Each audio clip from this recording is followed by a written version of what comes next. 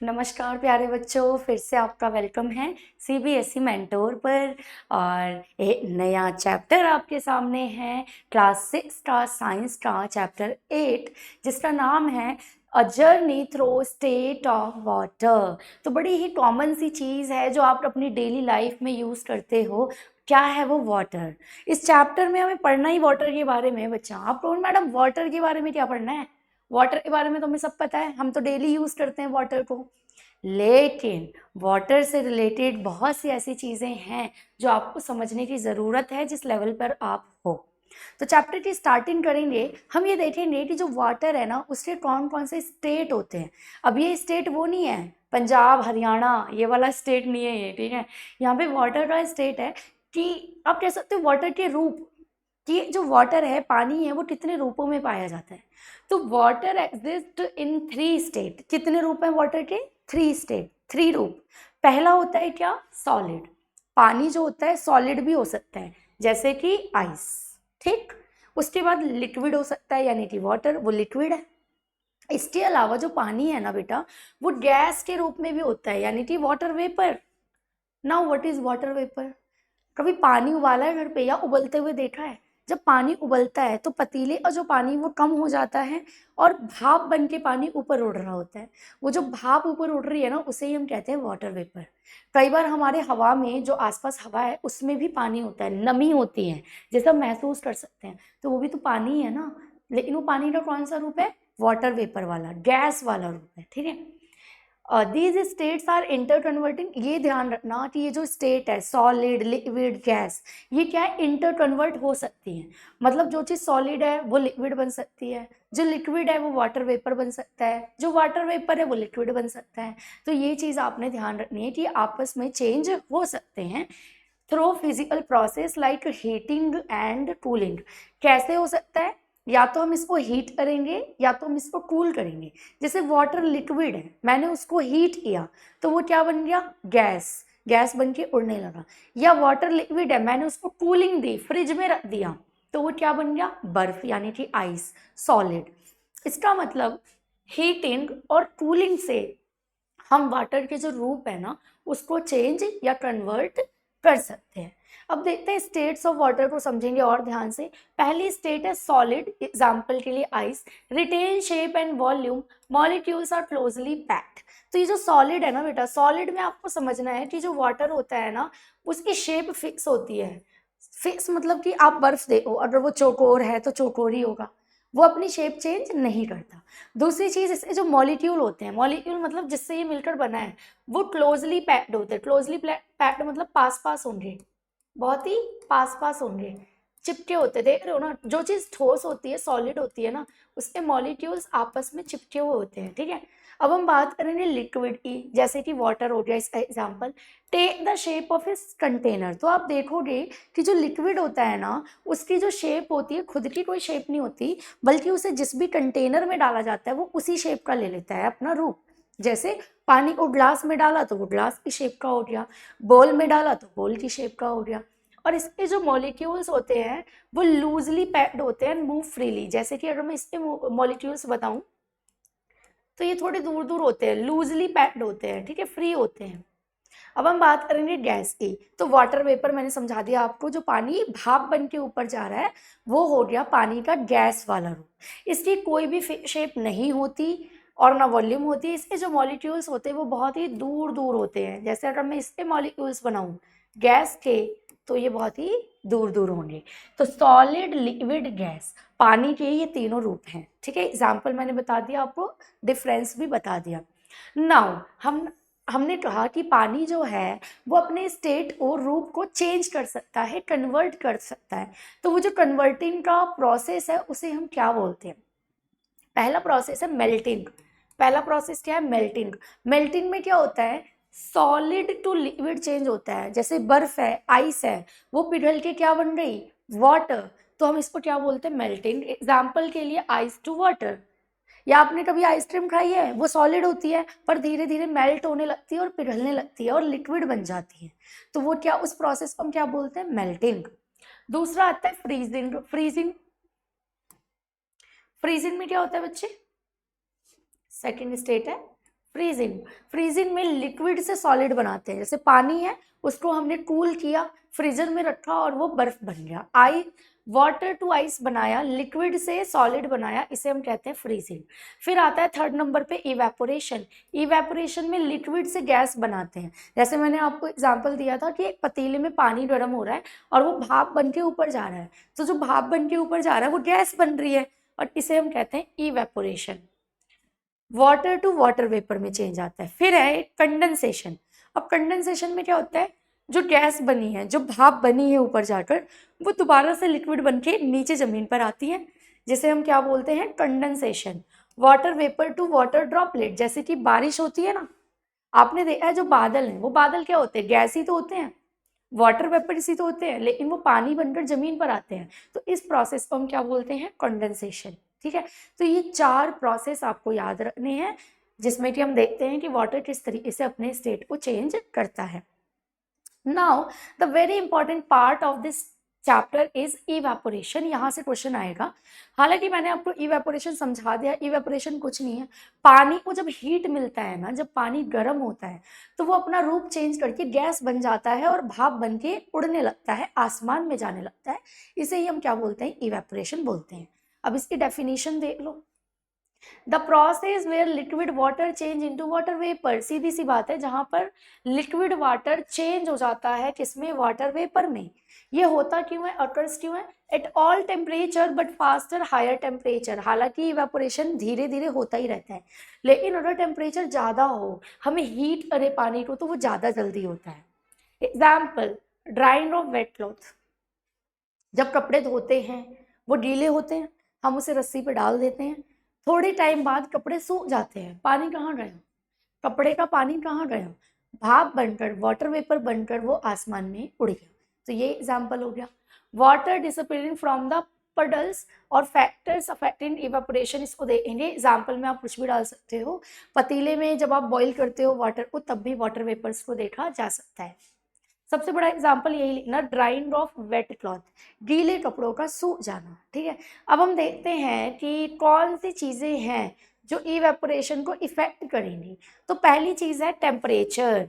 अगर टेम्परेचर ज़्यादा है तो इवेपोरेशन भी ज़्यादा होगा, अगर टेम्परेचर कम है तो इवेपोरेशन भी कम होगा। ठीक, हायर टेम्परेचर इंक्रीज इवेपोरेशन। उसके अलावा ह्यूमिडिटी भी है जो हमारे इवेपोरेशन को इफेक्ट करती है। अगर लोअर ह्यूमिडिटी है, अगर ह्यूमिडिटी कम है तो इवेपोरेशन ज़्यादा होगी, अगर ह्यूमिडिटी ज़्यादा है तो इवेपोरेशन कम होगी।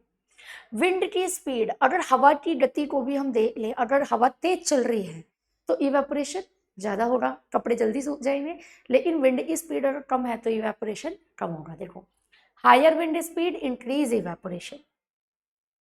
फिर हम देखते हैं सरफेस एरिया। सरफेस एरिया अगर ज़्यादा होगा तो इवेपोरेशन ज़्यादा होगा, सरफेस एरिया अगर कम होगा तो इवेपोरेशन कम होगा। कैसे, देखो, larger surface area increase evaporation. एक गीला कपड़ा है जो मैंने फैला के डाला है वो जल्दी सूखेगा, या एक गीला कपड़ा जो मैंने ऐसे गोल गोल करके रख दिया है वो जल्दी सूखेगा। भाई जिसका एरिया ज़्यादा है वो जल्दी सूखेगा, क्योंकि उसमें इवेपोरेशन ज़्यादा होगी। इसीलिए गीले गीले कपड़ों को मम्मी एकदम ऐसे खुला करके रस्सी पे डालती हैं, ताकि इवेपोरेशन जल्दी हो जाए और कपड़े जल्दी सूख जाए। ठीक, देखो बेटे, अब जो आपके पेपर में जो आ सकता है और आपके चैप्टर का भी इम्पॉर्टेंट पार्ट है ये, इसे हम बोलते हैं वाटर साइकिल। क्या बोलते हैं, वाटर साइकिल। अब इस डायग्राम में आप ध्यान से देखना, ये आपके ही बुक से लिया गया है और वाटर साइकिल से तो क्वेश्चन आना ही आना है, आपका क्वेश्चन आना ही आना है। चलो, इसको समझने के लिए नेक्स्ट पेज पे आ जाओ। द वाटर साइकिल प्रोसेस कौन कौन से इन्वॉल्व होते हैं वाटर साइकिल में वो देखिएगा। सबसे पहले होता है इवेपोरेशन। क्या होता है इवेपोरेशन, इवेपोरेशन में क्या होता है ना बच्चे, क्या होता है इवेपोरेशन में, वाटर फ्रॉम ओशियन, जो भी समुद्र का पानी है या लेक्स या नदियों का पानी है, झील का पानी है, या धरती पे जहां भी जितना भी पानी है, वो क्या हो जाता है, कन्वर्ट हो जाता है वाटर वेपर में। किसमें, वाटर वेपर में। अब आओ इधर, ये समुद्र है, ठीक है, ये समुद्र है, ठीक है, हम मान लेते हैं ये समुद्र है, नदी है, जो भी है। यहां से आप देखोगी, देखो ये जो एरो ऊपर जा रहा है ये दर्शा रहा है किसको, इवेपोरेशन को। किसको, यहाँ पे हम लिख देंगे इवेपोरेशन। ठीक है, क्यों? क्योंकि यहाँ से जो भाप बन के ये पानी जा रहा है ऊपर। अब ये गर्म क्यों हो रहा है? क्योंकि सनलाइट यहाँ पे पड़ रही है। क्या पड़ रही है? सनलाइट। अब सनलाइट से पानी गर्म हो जाएगा, और पानी जब गर्म होता है मतलब टेम्परेचर ज़्यादा होता है तो पानी क्या करता है? भाप जल्दी बन के ऊपर उठता है, इवेपोरेशन भी ज़्यादा होती है। तो देखो ये पानी जो है इवेपोरेशन बन के ऊपर जाएगा। अब सेकेंड प्रोसेस है कंडेंसेशन। कंडेंसेशन में water vapour cools from the cloud.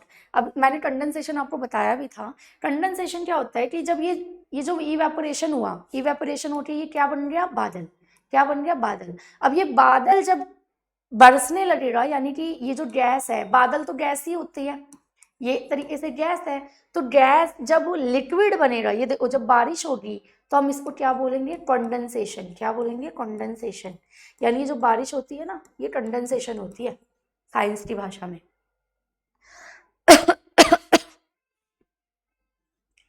Precipitation.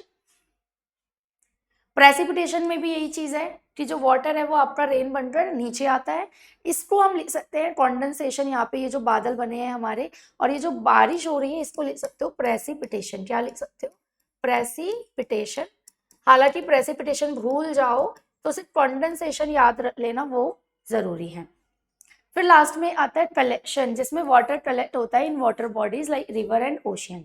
बाद में जब आप ये देख लो पानी नीचे आ रहा है और समुद्र में जमा हो रहा है, इसे हम कहते हैं कलेक्टिंग। क्या बोलते हैं? कलेक्टिंग। तो इस तरीके से आपको 4 प्रोसेस बनाने हैं और पूरा वाटर साइकिल समझाना है। नाउ इन हाउ, अब जो हमारे क्वेश्चन आंसर वाला पार्ट हो गया, आ गया यहाँ पे। चैप्टर मैंने समझा दिया आपको, वाटर साइकिल बता दिया, पानी के तीनों रूप बता दिए। अब हम देखते हैं ठीक इस चैप्टर से क्वेश्चन क्या क्या बन सकते हैं, और वो क्वेश्चन ऐसे होंगे जो आपके पेपर में भी आ सकते हैं। पहला क्वेश्चन तो यही बन सकता है कि in how many states does water exist, कि जो पानी है वो कितने स्टेट में या कितने रूपों में पाया जाता है। तो वाटर एग्जिस्ट इन 3 स्टेट्स। पहला हो गया सॉलिड जैसे आइस, दूसरा लिक्विड जैसे वाटर, तीसरा गैस जैसे वाटर वेपर। ये तीनों आपने बताने हैं with examples. Question number 2 is asking what is melting, give an example. Melting क्या होती है? अभी मैंने प्रोसेस बताया था आपको।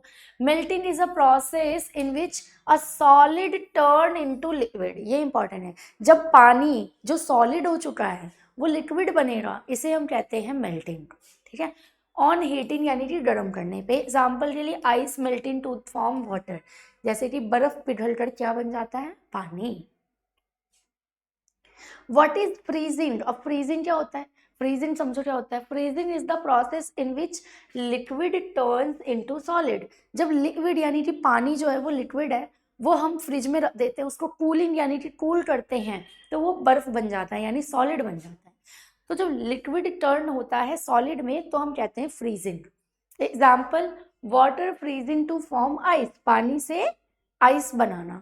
डिफाइन इवेपोरेशन, इस चैप्टर से इवेपोरेशन जरूर आएगा पेपर में, बड़ा ही इंपॉर्टेंट टॉपिक है। तो evaporation is the process by which liquid change into gas. जब लिक्विड गैस बन जाता है यानी जो पानी है वो भाप बन जाता है एट एनी टेम्परेचर, किसी भी टेम्परेचर पे, तो हम उसे क्या बोलते हैं? इवेपोरेशन। एग्जाम्पल वाटर इन अ पडल स्लोली डिसअपियर। किसी भी चीज में आप थोड़ा सा पानी रख दो और थोड़े टाइम बाद वो पानी गायब हो जाता है। वो पानी किसी ने पी थोड़ी लिया, वो इवेपोरेट हो गया। इसका एक और बड़ा एग्जाम्पल हो सकता है ड्राइंग। ड्राइंग यानी सूख जाते हैं।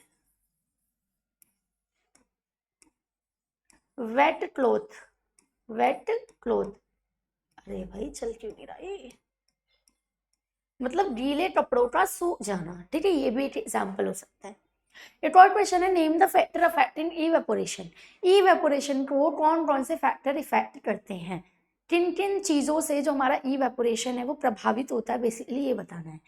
तो मैंने भी आपको समझा दिया, अभी नाम बता देती हूँ आपको, जिसमें कि पहला है टेम्परेचर, ठीक है, फिर है ह्यूमिडिटी, फिर है विंड की स्पीड, फिर है सरफेस एरिया।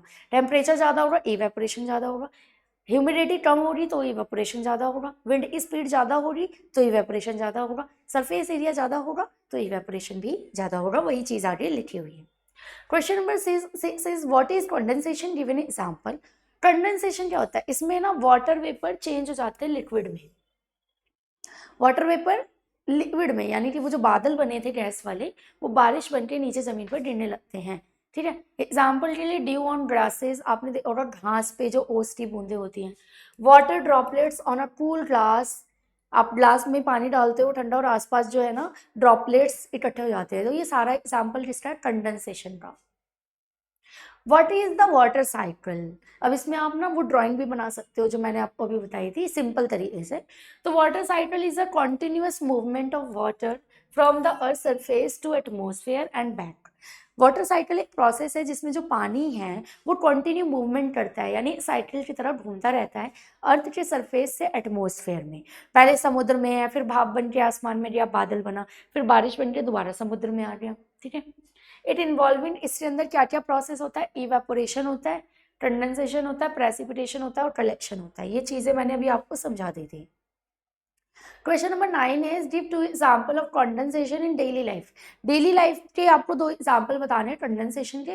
तो पहला तो यही हो जाएगा, due on grasses in the morning, सुबह के टाइम पे घास के ऊपर जो उसकी बूंदें दिखाई देती हैं वो कंडेंसेशन का ही एक एग्जाम्पल है। इसके अलावा water droplets on the outside of a cold glass, एक ठंडे पानी के ग्लास के बाहर जो आप वाटर ड्रॉपलेट्स देखते हो वो भी कंडेंसेशन का ही एक एग्जाम्पल है। नाउ क्वेश्चन नंबर 10 है, explain the change of state from liquid to gas. अगर कोई भी चीज लिक्विड से गैस बन रही है तो ये इसे हम क्या कहते हैं, when a liquid gain heat. पहली चीज, जब लिक्विड को हीट मिलती है, गर्मी मिलती है, तो क्या होता है, इट्स मॉलिक्यूल्स मूव फास्टर, इसके अंदर जो मॉलिक्यूल्स होते हैं वो तेजी से मूव करते हैं, एंड एस्केप एज गैस, और फिर दूर दूर हो जाते हैं जिससे कि वो गैस बन जाते हैं। Example, water evaporating from ocean और पॉन्ड्स, जैसा कि आपने देखा समुद्र या फिर नदी या फिर तालाब, कहीं से भी जो पानी है वो इवेपोरेट होकर ऊपर जा रहे हैं, तो यहाँ पर लिक्विड से गैस में चेंज हो रहा है। आप एग्जाम्पल भी यहाँ पर लिख सकते हो। ठीक है, तो ये रहा पूरा चैप्टर, प्लस इस चैप्टर से जो क्वेश्चन आपको करने चाहिए वो ये 10 क्वेश्चन है। इन्हें तो ज़रूर तैयार करो क्योंकि इन्हीं में से आपके पेपर में भी क्वेश्चन आएंगे। ठीक है, अब तब तक के लिए बाय बाय, एक और नए चैप्टर के साथ मिलेंगे, टाटा। ठीक।